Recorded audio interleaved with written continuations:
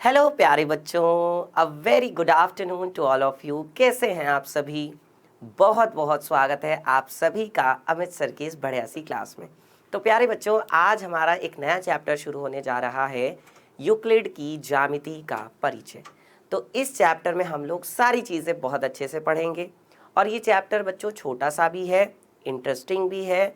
ठीक है, कभी कभी इस चैप्टर में हमें चीज़ें ऐसी लगती हैं कि अरे यार ये तो बोरिंग सा है, क्या ही है इस चैप्टर में, है ना। लेकिन उन चीज़ों को दरकिनार करते हुए हम लोग अच्छे से पढ़ाई करेंगे, क्योंकि एग्ज़ाम में हमें पता है कि इस चैप्टर में से फिक्स्ड क्वेश्चन आने ही आने हैं।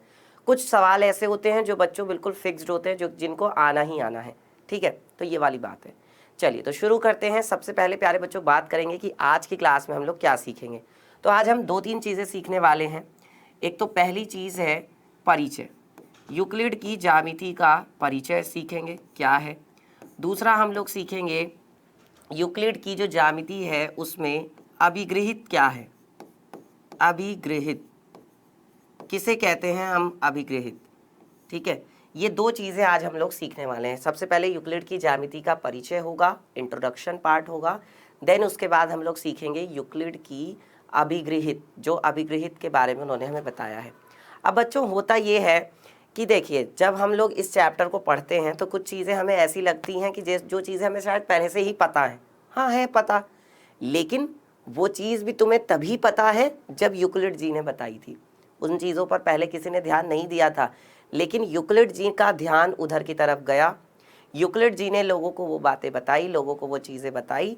तब उसके बाद अब हम तो अब न्यू जनरेशन के लोग हैं, है ना। जो पुराने लोग थे उनको किसने बताया था? यूक्लिड जी ने बताया था। यूक्लिड जो थे एक बहुत ही महान गणितज्ञ थे, जिनकी पिक्चर आप लोग देख पा रहे होंगे। बहुत महान गणितज्ञ थे यूक्लिड, जिन्होंने कई सारी चीज़ें बताई हैं, बीजगणित के बारे में, ज्योमेट्री के बारे में। तो इन्होंने बहुत सारी बातें बताई हैं। अब चलिए प्यारे बच्चों बात करते हैं कि यूक्लिड जी की जो ज्यामिति है उसका उन्होंने क्या बताया है ज्यामिति के बारे में। तो यूक्लिड जी ने बताया है कि जो शब्द है आपका ज्यामिति, इस शब्द ज्यामिति का विकास कहाँ से हुआ है? ज्यामिति जो ये शब्द है इसका विकास हुआ है यूनानी भाषा से। यूनानी भाषा से हुआ है, और यूनानी भाषा में भी दो वर्ड हैं, दो शब्द हैं। पहला है जियो और दूसरा है मीट्रिन। एक शब्द है जियो और दूसरा शब्द है मीट्रिन। ठीक है, ये जियो वो वाला जियो नहीं है, ठीक है, JIO जियो वाला नहीं, ये जियो है GEO वाला जियो। ठीक है, और मीट्रिन से हुआ है। जियो का अर्थ है पृथ्वी या फिर भूमि कह सकते हो, और मीट्रिन का अर्थ है बच्चों मापना या कह सकते हो नापना। ठीक है, अर्थात हम ये कह सकते हैं कि ज्यामिति का विकास भूमि मापने की आवश्यकता के कारण हुआ है। ठीक है, इसको हम लोग बोलते हैं जियोमेट्री। इंग्लिश में हम बोलते हैं ज्योमेट्री। अब ये जो ज्योमेट्री वर्ड है ये दो वर्ड से आया है, एक जियो और दूसरा वर्ड कौन सा है? मीट्रिन, वो वाला है ना। जियो और दूसरा कौन सा है? मीट्रिन। ये इसका मतलब है पृथ्वी या भूमि, और इसका मतलब है मापना। यानी कि अगर आपको पृथ्वी को, जगह को, भूमि को, है ना, ज़मीन को अगर आपको नापना है या मापना है, क्योंकि देखो पहले के ज़माने में क्या होता था बच्चों, जैसे नदी के किनारे लोग रहते थे। ठीक है, अब नदी के किनारे उन्होंने खेत बना रखे हैं, या खेत है या कुछ भी है, अब उनको मापना होता था। तो वो कैसे नापते थे? वो इनकी जो टेक्निक्स थी, इनका जो तरीका था, उससे वो लोग नापते थे। बाड़ लगा लेते थे, है ना। बाढ़ का मतलब तो जानते हो ना, वो बाढ़ मैं उसकी बात नहीं कर रहा हूँ जो जब बहुत ज़्यादा बारिश वारिश होती है तो बाढ़ आती है, नहीं। बाढ़ मतलब जो खेत के किनारे किनारे लगा दी जाती है, जिससे कि जंगली जानवर अंदर घुस ना पाए। ठीक है, तो वो सारी चीज़ों का प्रयोग करके वो नाप लेते थे, माप लेते थे, है ना। तो बहुत सारी चीज़ें पुराने ज़माने में थी। वो तो धीरे धीरे डेवलपमेंट होता गया, विकास होता गया, नई नई चीज़ें बताती गई, चली गए लोग, और नई नई चीज़ों के बारे में जानते गए लोग। तो फिर नई नई चीज़ों के बारे में हमें, नई नई बातों के बारे में हमें ज्ञान होता गया, और आज हम लोग ये सारी चीज़ें फिर पढ़ रहे हैं। ठीक है, अब यूक्लिड जी जो थे बहुत महान गणितज्ञ थे, मैंने ऑलरेडी बताया। तो इनकी किताब थी बच्चों, एक एलिमेंट्स नाम की किताब थी। यूक्लिड जी की एक किताब है जिसका नाम है एलिमेंट्स। ठीक है, एलिमेंट्स नाम की एक किताब है। ध्यान रखें नाम, कई बार एग्जाम में पूछ लिया जाता है कि यूक्लिड जी की जो किताब थी उसका क्या नाम था? तो यूक्लिड जी की जो बुक थी उसका नाम था एलिमेंट्स। तो बेटा ये जो बुक है इसमें सारी चीज़ों के बारे में यूक्लिड जी ने लिख दिया है, बता दिया है, और ज्यामिति के बारे में भी उन्होंने इसी में ही बताया है। चलिए बात करते हैं। तो प्यारे बच्चों, ठोस क्या होता है यूक्लिड जी के हिसाब से, है ना, जो यूक्लिड जी ने हमें बताया है और जो सही भी है, कि एक ठोस जो होता है यानी एक जो सॉलिड होता है उसका आकार होता है, माप होती है और स्थिति होती है, तथा उसे एक स्थान से दूसरे स्थान तक ले जाया जा सकता है। अब ये कुछ भी हो सकता है बच्चों, जैसे कि मान लीजिए कि मेरे पास ये रिमोट है, आप देखिए, ये मान लीजिए कि मेरे पास ये रिमोट है, ठीक है। अब ये जो रिमोट है ये एक तरह से ठोस है, सॉलिड है, ठीक है, और ये जो रिमोट है प्यारे बच्चों ये एक तरह से किस रूप में है? घनाभ के रूप में है, ठीक है। अब मान लीजिए कि ये एक किस रूप में है? एक घनाभ के रूप में है, ऐसे।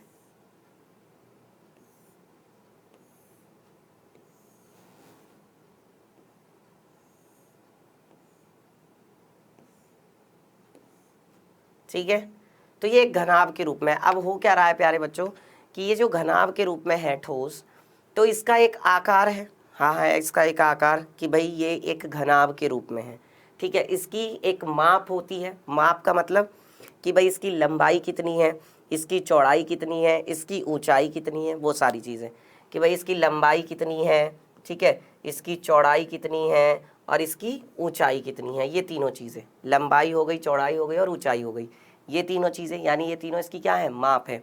और इसकी एक स्थिति भी होती है, मतलब इसकी एक पोजीशन भी होती है। अभी जैसे अभी ये मेरे पास यहाँ पर है, ठीक है, और मैं इसको यहाँ से उठाकर यहाँ ले जाता हूँ, या फिर मैं इसको यहाँ से उठाकर यहाँ ले आता हूँ, तो मैं क्या कर रहा हूँ? इसको एक स्थान से दूसरे स्थान पर लेके जा रहा हूँ, ठीक है, समझ में आ रहा है? इसको हम एक स्थान से दूसरे स्थान तक ले जाया जा सकता है। तो ये है प्यारे बच्चों क्या? ठोस। चलिए अब आगे बढ़ते हैं, बात करते हैं किसके बारे में? यूक्लिड की ज्यामिति का परिचय हम लोग पढ़ रहे हैं, और इसमें अगली जो चीज़ है बेटा वो है ठोस की परिसीमाएं, यानी कि ठोस की जो है हम बात करेंगे पृष्ठ के बारे में, कि पृष्ठ क्या होता है, जिसे हम सरफेस कहते हैं। तो बेटा देखिए, ठोस की जो परिसीमाएं होती हैं, परिसीमाओं का मतलब देखो बेटा, आपने ऐसा देखा होगा कि क्रिकेट का मैदान होता है, क्रिकेट की पिच होती है, ठीक है, तो पिच तो बीच में होती है ना। जो क्रिकेट का पूरा ग्राउंड होता है, जो क्रिकेट का पूरा मैदान होता है, तो वहाँ पर क्या होती है? बाउंड्री होती है, बाउंड्री होती है ना। अब अगर चौका या छक्का लगना है तो हम क्या बोलते हैं कि यार बॉल जो है ना वो बाउंड्री के पार जानी चाहिए, ठीक है, टप्पा खा के जा रही है तो चौका है, डायरेक्ट जा रही है तो छक्का है, यही बोलते हैं हम। लेकिन बाउंड्री के पार जाएगी बॉल तभी जो है चौका या छक्का होगा, ठीक है। अब यहाँ पर क्या है बेटा, उसी बाउंड्री के बारे में बात चल रही है कि जो परिसीमाएं, परिसीमाएं मतलब जो बाउंड्रीज हैं, ठीक है, किसी भी ठोस की जो बाउंड्रीज हैं इस तरीके से, है ना, ये जो बाउंड्री है, बाउंड्री के बारे में बात चल रही है, तो कह रहे हैं कि पृष्ठ यानी कि सरफेस कहलाती है, पृष्ठ ये कहलाती है यानी कि सरफेस कहलाती है। अब इसको मैं आपको कैसे समझाऊं? हाँ, तो देखिए, जैसे कि मान लीजिए यही है, ये मेरे पास रिमोट है, ठीक है।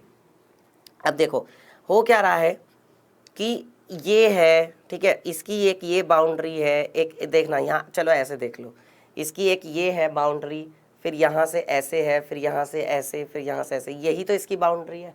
तो इस बाउंड्री से जो ये घिरा हुआ है जगह, है ना, वो कह रहे हैं कि ठोस की जो परिसीमाएं हैं, परिसीमाओं का मतलब जो बाउंड्रीज हैं,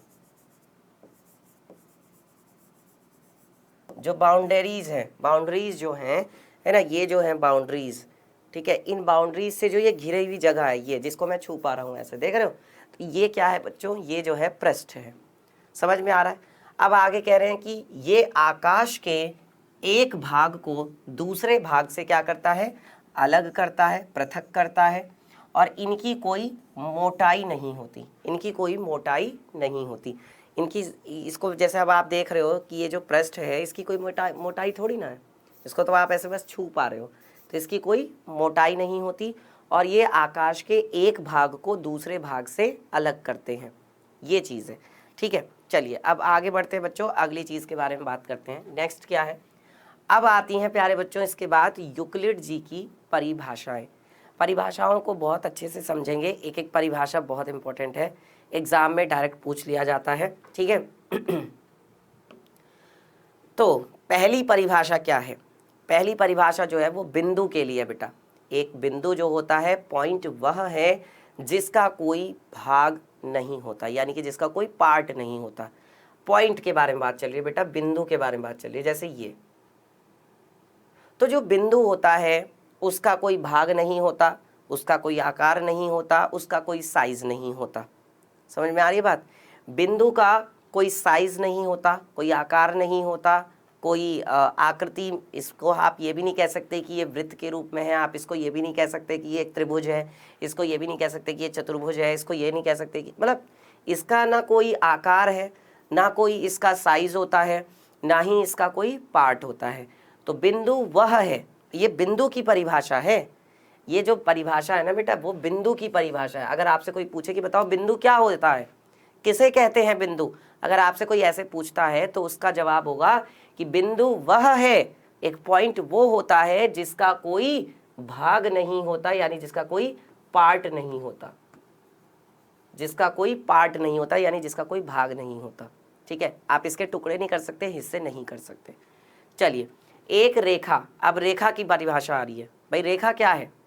अगर आपसे कोई पूछने लगे बताओ लाइन क्या है, एक रेखा क्या है, तो बेटा देखो रेखा की परिभाषा ये है कि एक रेखा यानी कि लाइन जो है वो चौड़ाई रहित लंबाई होती है। बच्चों आपने देखा होगा कि जैसे एक तार है ना, अब तार बहुत पतला तार है, बहुत पतला तार है, ठीक है, बहुत पतला तार है। तो उस तार में क्या है प्यारे बच्चों, आप जाके जब दुकान पे जाते हो तो आप बोलते हो कि भैया 3 मीटर तार दे दो, 5 मीटर तार दे दो, 10 मीटर तार दे दो, आप ऐसे ही बोलते हो।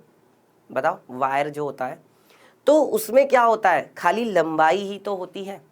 ऐसे ही प्यारे बच्चों जैसे रस्सियां होती हैं, है ना, जैसे मान लीजिए कपड़े सुखाने की ही रस्सी है, या कोई किसी चीज़ को बांधने के लिए ही चीज़ है ना, तो उसमें भी क्या होता है, उसमें भी प्यारे बच्चों केवल लंबाई लंबाई होती है, उसमें चौड़ाई नहीं होती। ध्यान रखें, अगर आपसे चौड़ाई के लिए कहा जाएगा कि नहीं चौड़ाई नहीं होती, लंबाई की बात चल रही है कि एक लाइन जो होती है, एक रेखा जो होती है, उसमें केवल और केवल बच्चों लंबाई होती है, चौड़ाई नहीं होती।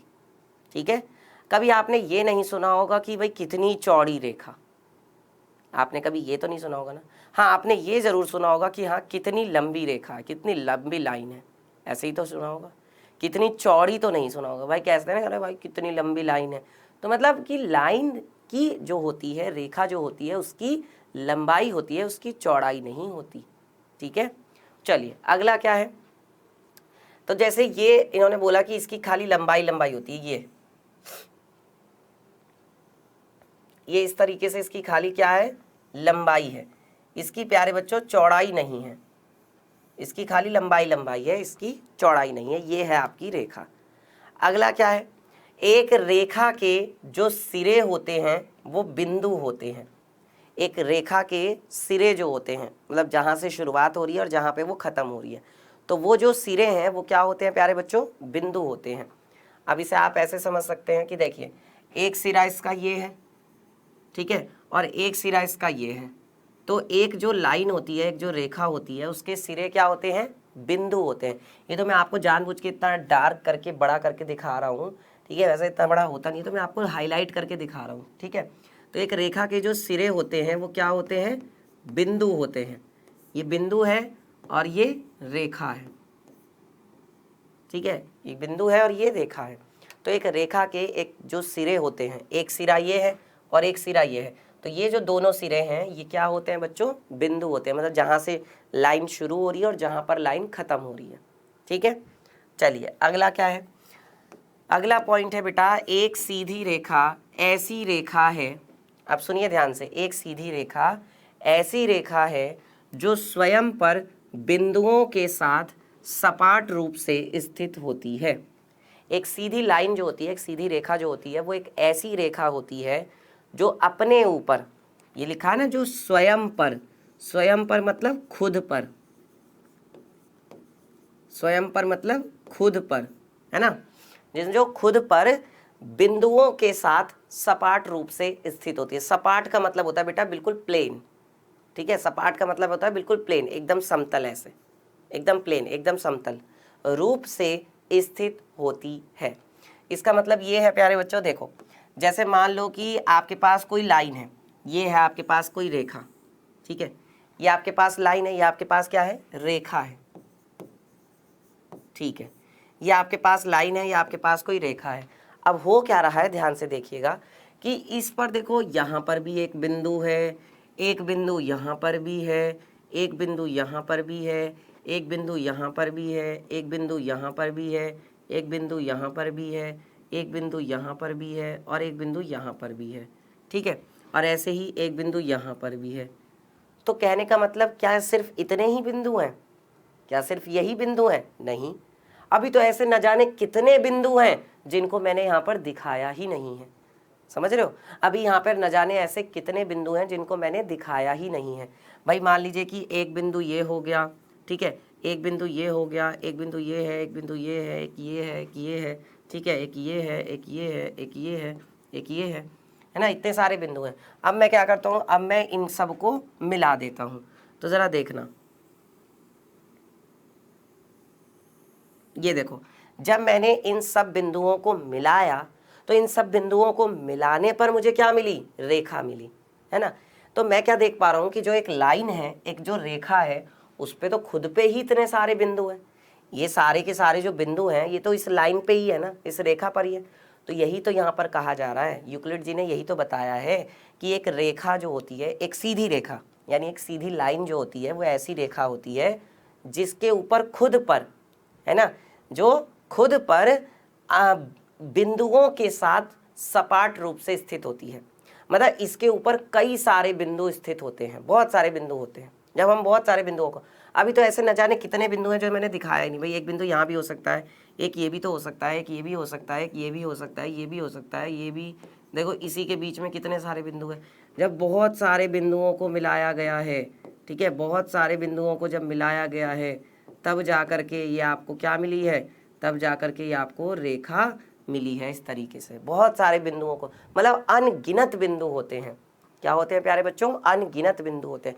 जब हम अनगिनत बिंदुओं को मिलाते हैं तब जाकर के हमें वो रेखा मिलती है। तो हम ये कह सकते हैं कि एक लाइन पर, एक रेखा पर अनगिनत बिंदु खुद पर स्थित होते हैं, खुद लाइन पर, ठीक है। चलिए, इसके बाद अगला जो है बेटा वो क्या है, एक पृष्ठ जो होता है यानी कि सरफेस जो है, जिसे अभी मैंने सरफेस बताया था, समझाया था, वह है जिसकी केवल क्या होती है, लंबाई होती है और चौड़ाई होती है। बेटा पृष्ठ जो होता है, पृष्ठ की लंबाई और चौड़ाई होती है, इसके अलावा और कुछ नहीं होता, ठीक है। पृष्ठ की मोटाई नहीं होती, ये ध्यान रखें, ठीक है ना। अब जैसे यहाँ पर है तो ये मैंने आपको पृष्ठ बताया था, दिखाया था। तो इस पृष्ठ में आप क्या देख पा रहे हैं कि भाई देखो ये इसकी क्या है, लंबाई है, ठीक है, ये पृष्ठ की क्या है, लंबाई है, और ये पृष्ठ की क्या है प्यारे बच्चों, चौड़ाई है, ठीक है। ये लंबाई हो गई, ये चौड़ाई हो, तो पृष्ठ में लंबाई और चौड़ाई ही होती है, बाकी और कुछ नहीं होता, ठीक है। तो पृष्ठ वह है जिसकी केवल लंबाई और चौड़ाई होती है। पृष्ठ के किनारे यानी कि एजेस रेखाएं होती हैं। जो पृष्ठ के किनारे होते हैं ना, यानी कि जो एजेस होती हैं वो क्या होती हैं, रेखाएं होती हैं। अब जैसे देखो ये है हमारा पृष्ठ, तो इस पृष्ठ का देखो ये एक किनारा है ना, एक ये वाला किनारा है नीचे वाला, एक ये है राइट साइड वाला और एक ये है लेफ्ट साइड वाला। तो ये क्या है बच्चों, ये लाइन है, ये रेखाएं हैं, ठीक है।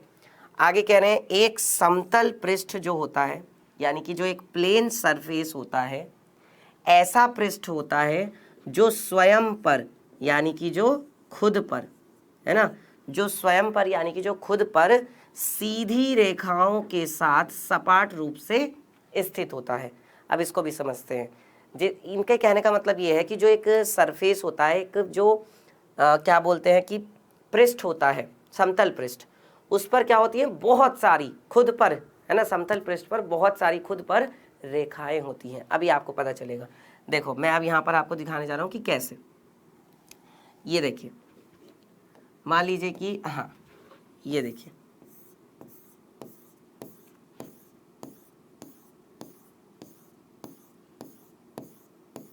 ये देखना, देख रहे हो, मैं क्या करता जा रहा हूँ, मैं रेखाएं बनाता जा रहा हूँ, मैं बस रेखाएं खींच रहा हूँ और इस रेखाओं को खींचने से क्या होगा भाई, इन रेखाओं को खींचने से मुझे क्या फ़ायदा होगा वो अभी आपको पता चलेगा कि मैं आपको क्या दिखाना चाह रहा हूँ। ये देखो मैं बस रेखाएं खींच रहा हूँ, अनगिनत रेखाएं खींच रहा हूँ। ये देखिए मैं जो है अनगिनत रेखाएं खींच रहा हूँ।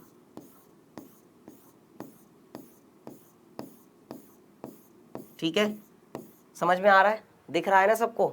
मैं अनगिनत क्या खींच रहा हूँ, रेखाएं खींच रहा हूँ। ये देखो मैंने क्या खींची, मैंने अनगिनत, अनगिनत नहीं वैसे तो मैं मतलब आप गिन भी सकते हो इन्हें तो, खैर कि वैसे तो अनगिनत होती हैं, मतलब इतनी सारी होती हैं जिन्हें आप गिन भी नहीं सकते। ये देखो देख रहे हो, मैं खींचता ही जा रहा हूँ। ये देखिए, और जब मैंने इतनी सारी रेखाएं खींची तो क्या आपको पृष्ठ नजर आ गया? देखो क्या आपको पृष्ठ नजर आया कि नहीं? अभी क्या बोला गया था, अभी आपसे यहाँ बोला गया था कि पृष्ठ जो होता है वो वह होता है जिसकी केवल लंबाई होती है और चौड़ाई होती है। तो अगर आप इन सबको यहाँ से मिला देंगे इस तरीके से, इधर से मिला दो और फिर यहाँ से मिला दो ऐसे, ठीक है, और यहाँ से इसको ऐसे मिला दो, ठीक है, और यहाँ से ऐसे मिला दो, ठीक है। ये थोड़ा सा लाइन खींचने में आगे पीछे हो जाती है ना। तो आपको क्या दिख रहा है कि भाई देखो लंबाई भी है और चौड़ाई भी है। लंबाई चौड़ाई दोनों है कि नहीं है, देख लो, है ना लंबाई चौड़ाई। भाई इसको यहाँ से पूरा ऐसे ऐसे कर दो, ये लीजिए,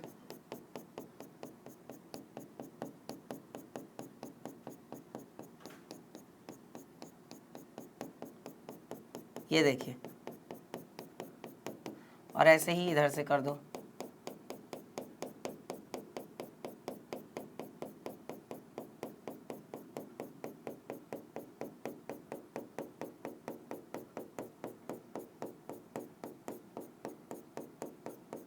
समझ में आ रहा है सबको भाई, बताओ जल्दी से, सारे बच्चों को आ रहा है समझ में कि नहीं? ये देख लो, तो ये क्या मिला, ये हमें बच्चों एक सरफेस मिला है। ये हमें क्या मिला है, ये हमें एक सरफेस मिला है, ये हमें एक सरफेस मिला है, यानी कि पृष्ठ मिला है।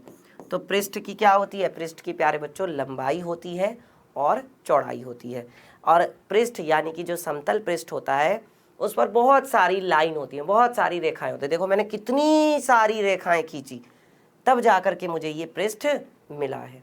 समझ में आई सबको प्यारे बच्चों ये बात सबको समझ में आती है कि एक पृष्ठ पर, एक सरफेस पर बहुत सारी रेखाएं होती हैं। चलिए अगला पॉइंट देखते हैं।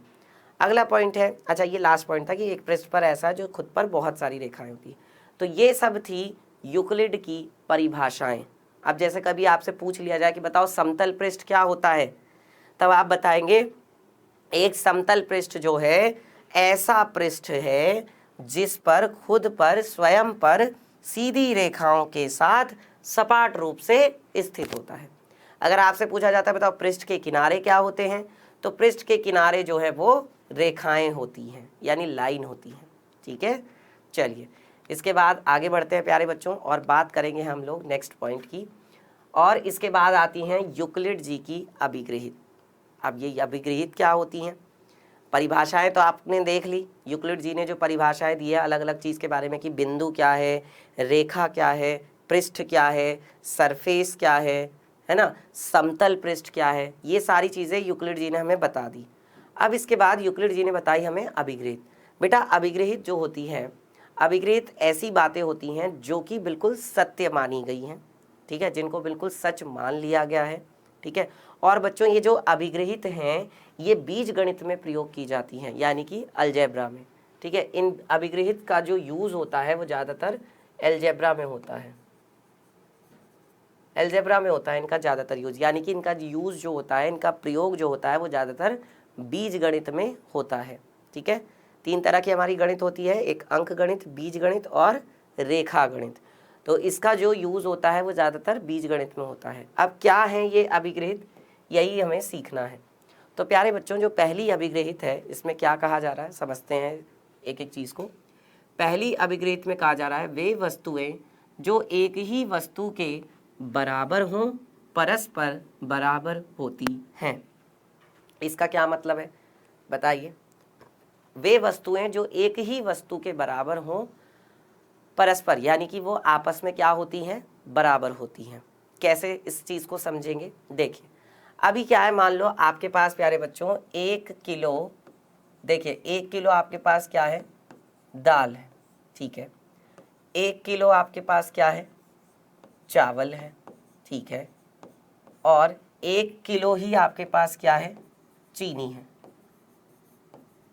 ठीक है। 1 किलो आपके पास दाल है, 1 किलो चावल है और 1 किलो चीनी है। अब मैं आपसे ये कहता हूँ कि भाई जो आपका 1 किलो दाल है ना, जो आपके पास दाल है, या सिंपल ऐसे कह लो, इसे भी छोड़ो, है ना, हम इसको ऐसे भी बोल सकते हैं कि देखो जो हमारे पास दाल है वो दाल किसके बराबर है, चीनी के बराबर है। बताओ है कि नहीं भाई, जितनी दाल है, 1 किलो दाल है और 1 किलो चीनी है, तो दाल किसके बराबर है, चीनी के बराबर है। हम कह सकते हैं, बिल्कुल कह सकते हैं। फिर ऐसे ही मैंने देखा कि भाई चावल भी तो 1 ही किलो है और चीनी भी 1 किलो है, तो इसका मतलब हम ये भी बोल सकते हैं कि जो हमारा चावल है, जो हमारा चावल है वो भी किसके बराबर है, वो भी चीनी के ही बराबर है। आप खुद देखो भाई, दाल भी हमारी चीनी के बराबर है और चावल भी हमारा चीनी के बराबर है ना। तो इसका मतलब दाल और चावल दोनों जो हैं, ये दोनों एक ही चीज़ के बराबर हैं। देख रहे हो, दाल और चावल जो है दोनों एक ही चीज़ के बराबर हैं। यही तो यहाँ पे बोला गया है कि वो वस्तुएं जो एक ही वस्तु के बराबर होती हैं, अब वो आपस में क्या होंगी, वो परस्पर भी बराबर होती हैं, मतलब वो आपस में भी बराबर होती हैं। इसका मतलब ये हुआ कि दाल भी चीनी के बराबर, चावल भी, ये दोनों चीज़ें चीनी के बराबर थी, इसका मतलब दाल और चावल भी आपस में भी बराबर होंगी। तो हम सिंपल कह सकते हैं कि दाल बराबर चावल, यानी कि जो दाल और चावल हैं वो भी आपस में बराबर, और वो तो है ही, वो तो है ही भाई, दाल और चावल आपस में बराबर हैं। क्यों, क्योंकि देखो दाल भी 1 किलो है और चावल भी 1 किलो है। ये चीज़ है, समझ में आई सबको ये बात, सबको ये बात समझ। तो ये चीज़ हम लोग बीजगणित में लगाते हैं, इस चीज़ को हम लोग बीजगणित में, और बीजगणित में कैसे लगाते हैं, जैसे देखो अब यहाँ तो तुम कहोगे कि सर ये तो हमें देख के ही पता चल रहा है कि दाल और चावल आपस में बराबर है, लेकिन बीजगणित में ये चीज़ कैसे होती है, ये चीज़ बीजगणित में कैसे होती है वो चीज़ समझो। जैसे बीजगणित में ऐसे होती है, मान लीजिए कि ए जो है वो किसके बराबर है, सी के बराबर है, ए बराबर सी है, और जो बी है, बी भी भैया किसके बराबर है, सी के बराबर है। तो ए और बी दोनों ही किसके बराबर है, सी के बराबर है। तो हम ये कहेंगे कि भाई ए जो है ना वो बी के बराबर है, ए जो है वो किसके बराबर है, बी के बराबर है। समझ में आ गया कैसे है, बताओ, ये चीज़ समझ में आ गई कैसे है कि ए बी के बराबर कैसे हुआ, समझ में आया, क्योंकि ए और बी दोनों ही किसके बराबर हैं, सी के बराबर हैं। जैसे यहाँ दाल और चावल थे, दोनों चीनी के बराबर थे, ठीक है, तो इसका मतलब दाल बराबर क्या, चावल, ये चीज़ है, ठीक है। समझ में आ गई बात, वो तो मैंने क्वांटिटी वहाँ पे 1 किलो ले ली थी। अब इसमें तो ये नहीं कहा जा रहा है ना 1 किलो ए और 1 किलो बी और ये चीज़ है, ठीक है। चलिए अब वापस देखते हैं अगला जो है क्या है। अगला पॉइंट है, यदि बराबरों को बराबरों में क्या किया जाए, जोड़ा जाए, तो पूर्ण भी बराबर होते हैं। अगर आप बराबरों को बराबरों में जोड़ते हैं, ठीक है, तो क्या होता है प्यारे बच्चों, पूर्ण भी बराबर होते हैं। इसका मतलब क्या है, इसका मतलब ये है कुछ ऐसे, देखिए इसको अगर मैं आपको समझाऊं तो मान लीजिए कि आपके पास क्या है, 5 जो है बेटा वो किसके बराबर है, 5 के बराबर है। क्या नहीं होता, बताओ, 5 5 के बराबर होता है, ठीक है। अब ऐसे ही 7 जो है वो किसके बराबर है, 7 के बराबर है। 5 5 के बराबर होता है, 7 7 के बराबर होता है। अब क्या किया आपने, अब आपने इन दोनों को प्लस कर दिया, यानी कि जोड़ दिया। यही तो बोला है उन्होंने, देखो उन्होंने क्या बोला है, यदि बराबरों को, है ना, बराबरों को क्या किया जाए, बराबरों में जोड़ा जाए, है ना, तो वही चीज़ तो हम यहाँ पर कर रहे हैं। 5 5 के बराबर है तो ये बराबर हैं दोनों आपस में, 7 7 के बराबर, ये दोनों भी आपस में बराबर हैं। अब इनको हम जोड़ रहे हैं, तो बेटा 5 में 7 जोड़ोगे 12, 5 में 7 जोड़ोगे 12, तो दोनों ही तो आपस में बराबर हैं। आपको भी पता है 12 12 के बराबर होता है, बिल्कुल सही बात है ना। तो वही चीज़ यहाँ पे बोल रहे हैं कि अगर बराबरों को बराबरों में जोड़ा जाए तो जो पूर्ण आता है, यानी कि जो योग आता है, है ना, जो योग होता है वो भी आपस में क्या होता है, बराबर होता है। ये जो योग आ रहा है ये भी आपस में बराबर है, 12 12 के बराबर होता है, ये बात हमें पता है, तो ये तो बराबर है, ये चीज़ है। ठीक है, समझ में आ रहा है सबको? बताइए, इतना सबको समझ में आता है? अब जैसे मान लो कि भाई a किसके बराबर है, a बराबर है a के, ठीक है, और b किसके बराबर है, b बराबर है b के। अब मैं इसको क्या कर दूं, जोड़ दूं, तो a प्लस बी किसके बराबर हो जाएगा, a प्लस बी के बराबर हो जाएगा। सिंपल, a प्लस बी किसके बराबर हो जाएगा, a प्लस बी के बराबर हो जाएगा। ठीक है, या आप इसको ऐसे समझ सकते हैं कि भाई a बराबर है क्या, c, ठीक है, a बराबर c है और b बराबर क्या है, c है। मान लो ये दिया गया आपको, a बराबर c, b बराबर c, ये आपको दिया गया है, और फिर आप इसको क्या करते हो, ऐड करते हो, जोड़ते हो। तो a में क्या जोड़ोगे, b जोड़ोगे, a में b जोड़ोगे, और c में c जोड़ोगे तो कितना आ जाएगा, 2c आ जाएगा। c में c जोड़ोगे तो 2c आ जाएगा। इसका मतलब जब आपने इन दोनों को जोड़ा तो इन दोनों को जोड़ने पर ये दोनों भी आपस में क्या हैं, बराबर हैं। a प्लस बी जो है वो किसके बराबर है, 2c के बराबर है।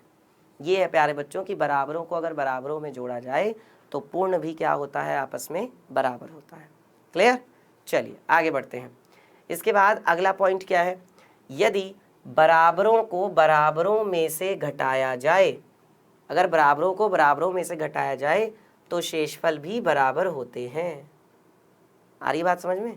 अगर हम बराबरों को बराबरों में से घटाते हैं तो शेषफल भी बराबर होते हैं। जैसे मान लीजिए कि भाई 7 बराबर है किसके, 7 के, ठीक है, 5 बराबर है किसके, 5 के, और अब इनको घटाओ, माइनस करोगे 7 में 5 जाएगा 2, 7 में 5 जाएगा 2, तो भाई 2 तो 2 के बराबर है। बिल्कुल सही बात है।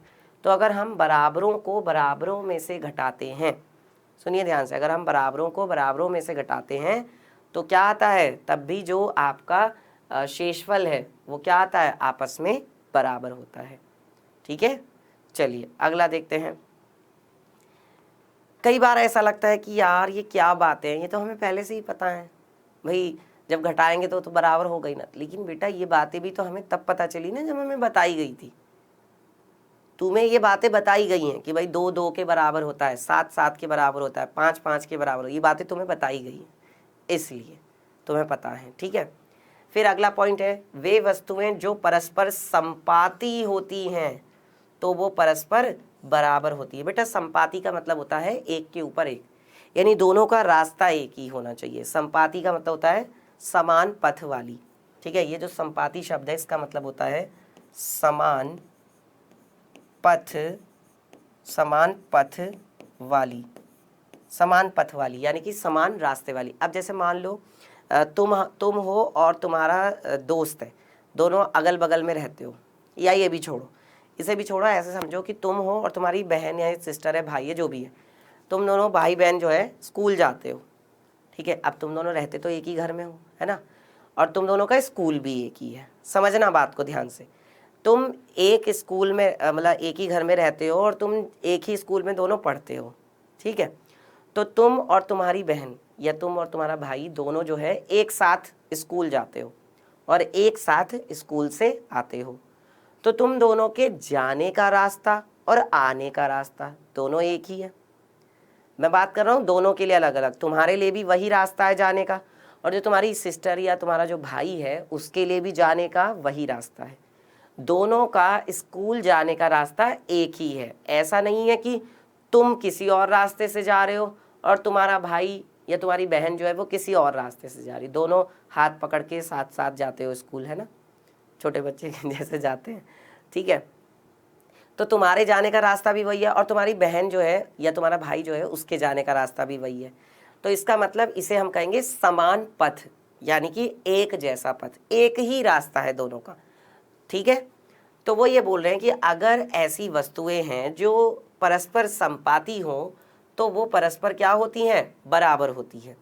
इनके कहने का मतलब ये है, जैसे मान लीजिए कि आपके पास एक लाइन तो ये है, एक लाइन ये है, और जो दूसरी रेखा है, जो दूसरी लाइन है वो भी इसी के ऊपर है एक तरह से।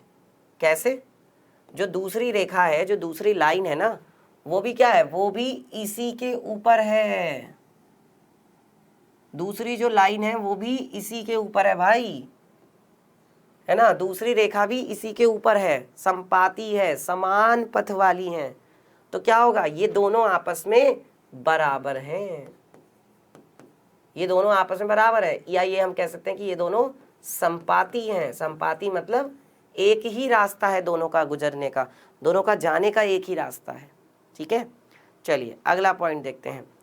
पूर्ण जो होता है वो अपने भाग से बड़ा होता है। पूर्ण का मतलब होता है एक पूरा का पूरा हिस्सा जो होता है ना, पूरा का पूरा एक हिस्सा जो होता है वो अपने भाग से क्या होता है, बड़ा होता है। अब इसका क्या मतलब है, इसका मतलब ये है प्यारे बच्चों, जैसे मान लीजिए कि आपके पास पूरी की पूरी एक चॉकलेट है, ऐसे समझो आपके पास पूरी एक चॉकलेट है, ये है ना, चॉकलेट सर पढ़ा रहे हैं ना, तुम्हें लोगों ने मेरा नाम चॉकलेट सर रखा हुआ है ना, तो इसलिए मैं चॉकलेट का एग्जांपल ले रहा हूँ। ठीक है, तो यहाँ पर क्या है बेटा, चॉकलेट है। अब आपने क्या किया, इस चॉकलेट के आपने 4 टुकड़े कर दिए, आपने चॉकलेट के क्या कर दिए, 4 टुकड़े कर दिए, 4 हिस्से कर दिए। अब अगर मैं एक इस हिस्से की बात करूं, ध्यान दो, अगर मैं इस एक हिस्से की बात करूं तो ये जो एक हिस्सा तुमने किया है, 4 हिस्से किए वैसे तो जो ये एक हिस्सा है बेटा, और जो तुम्हारी पहले पूरी की पूरी चॉकलेट थी उससे तो क्या होगा, बड़ा ही होगा ना। पहले जो पूरी की पूरी चॉकलेट थी भाई, तुम्हारा एक हिस्सा केवल इतना सा है, तुम्हारा एक हिस्सा जो है वो केवल इतना सा है, और जबकि तुम्हारी पहले जो चॉकलेट थी वो क्या थी, तुम्हारी पहले जो चॉकलेट थी वो तो इतनी बड़ी थी, है ना, तुम्हारी पहले जो चॉकलेट थी वो तो इतनी बड़ी थी। अब लेकिन जब तुमने उसके 4 टुकड़े कर दिए, 4 हिस्से कर दिए, तो जो उसका एक हिस्सा है वो ये है। तो वो ये कह रहे हैं, वो क्या बोल रहे हैं, वो ये बोल रहे हैं कि एक पूरा का पूरा हिस्सा जो होता है वो अपने अपने पार्ट से, अपने किसी हिस्से से क्या होता है, हमेशा बड़ा होता है। तो वो तो है ही भाई, ये वाला जो हिस्सा है जो आपने इसका टुकड़ा किया है वो इससे तो छोटा है ना। या हम ये कह सकते हैं कि पूरी की पूरी जो चॉकलेट थी वो अपने इनकी किसी भी टुकड़ा ले लो, कोई सा भी टुकड़ा ले लो, उससे हमेशा क्या होगी, बड़ी ही होगी। ठीक है, ये चीज़ है। चलिए आगे बढ़ते हैं, अगला क्या है, वे वस्तुएं जो एक ही वस्तु की दोगुनी हो परस्पर क्या होती हैं, बराबर होती हैं। वो वस्तुएं जो एक ही वस्तु की क्या होती हैं, दुगनी होती हैं, परस्पर क्या होती हैं, बराबर होती हैं। अब इसको ऐसे समझिए, जैसे मान लीजिए क्या आपको दिया गया है, आपको दिया गया है कि भाई a बराबर क्या है, 2 गुणा b है। ठीक है, समझो बीज गणित में मैंने बताया था कि अभिग्रहित जो है वो बीज गणित में लगती हैं। तो a क्या है, a जो है वो b का दुगना है। ठीक है, a जो है वो b का दुगना है, और c जो है, c क्या है भाई, c भी क्या है, b का दुगना है। c जो है वो भी क्या है, b का दुगना है। ठीक है, कोई दिक्कत नहीं है।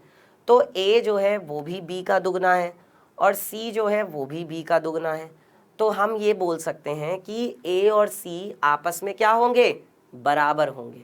ठीक है, हम ये बोल सकते हैं प्यारे बच्चों, यहाँ से क्या बोल सकते हैं कि a जो है वो किसके बराबर होगा, c के बराबर होगा। a जो है वो c के बराबर होगा, क्योंकि देखो a जो है वो भी b का दुगना है, और c जो है c भी b का दुगना है, तो a और c आपस में बराबर होंगे। ठीक है, चलिए अगला देखते हैं। अगला क्या है प्यारे बच्चों, हाँ ये हो गया, समझ में आ गया सबको यहाँ तक। चलिए नेक्स्ट बात करते हैं। अगली जो बच्चों अभिगृहित है, अगली अभिगृहित क्या है, वे वस्तुएं जो एक ही वस्तु की आधी होती हैं, परस्पर बराबर होती हैं। अब कुछ ऐसी चीज़ें हैं जो एक ही चीज़ की आधी हैं, तो वो भी आपस में बराबर होंगी। जैसे मान लो b बराबर क्या है, b जो है वो a का आधा है। ध्यान दें, b क्या है बच्चों, b जो है वो a का आधा है। ठीक है, और c जो है वो भी a का आधा है, b भी a का आधा है, c भी a का आधा है। ठीक है, अब b और c फिर आपस में क्या हो जाएंगे, बराबर हो जाएंगे। भाई b भी a का आधा है, c भी a का आधा है, तो b और c आपस में क्या होंगे, b और c आपस में बराबर होंगे। समझ में आई? इसके लिए आप दाल चावल वाला एग्जाम्पल भी ले सकते हो। ठीक है, भाई 2 किलो मान लीजिए क्या है, दाल है, 1 किलो चावल है, 2 किलो चीनी है, 1 किलो चावल है। तो हम क्या कहेंगे, हम ये कहेंगे कि भाई या ऐसे ले लो कि भाई 1 किलो चावल है, 1 किलो दाल है और चीनी कितनी है, 2 किलो है। तो चावल और चीनी दोनों क्या है, सॉरी दाल और चावल दोनों क्या है, चीनी का आधा आधा है क्योंकि 1-1 किलो है। तो इसलिए दाल और चावल आपस में बराबर है, वो तो है ही क्योंकि दोनों 1-1 किलो है, ठीक है, जबकि चीनी 2 किलो है। तो ये चीज़ है। चलिए अब आगे बढ़ते हैं प्यारे बच्चों। अब आज के लिए इतना ही रखते हैं, इतना बहुत है, ठीक है। बाकी चीज़ें हम लोग अगली क्लास में पढ़ेंगे। फिलहाल अब हम लोग कर लेते हैं क्विज़। तो क्विज़ के लिए बी रेडी, तैयार रहिएगा। और अब आपकी स्क्रीन पर आएगा बच्चों क्विज़ का पहला सवाल। ये रहा बेटा क्विज़ का पहला सवाल। एक दिए हुए बिंदु से कितनी रेखाएं खींची जा सकती हैं, बताइए। ये हम लोग पहले भी कई बार पढ़ चुके हैं, जब हमने एक चैप्टर पढ़ा था अपना ये वाला निर्देशांक ज्यामिति, या हमने जब 2 चर वाले रैखिक समीकरण पढ़े थे, तो उसमें हमने पढ़ा था कि एक बिंदु से कितनी रेखाएं गुजर सकती हैं, बताइए। चलिए अगला क्वेश्चन देखते हैं, क्वेश्चन नंबर 2। 2 दिए हुए बिंदुओं से कितने रेखाखंड खींचे जा सकते हैं। अगर आपके पास 2 बिंदु हैं तो उन 2 बिंदुओं से कितने रेखाखंड खींचे जा सकते हैं।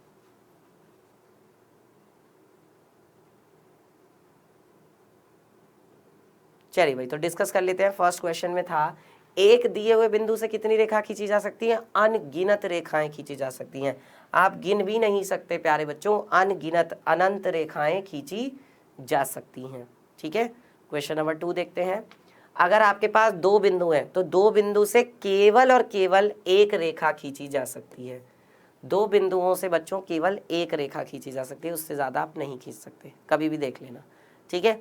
तो प्यारे बच्चों आज के लिए इतना ही रखते हैं। अगर आपको आज की क्लास अच्छे से समझ में आई है, क्लास में मज़ा आया, ठीक है, और जो भी मैंने पढ़ाया वो आपको अच्छे से क्लियर हो गया, तो बेटा लाइक ज़रूर करना और मुझे कमेंट करके बताना कि आज की क्लास कैसी लगी। मिलेंगे फिर आपसे अगली क्लास में, अगले लेक्चर में। तब तक के लिए अपना ध्यान रखिए। Bye bye, take care.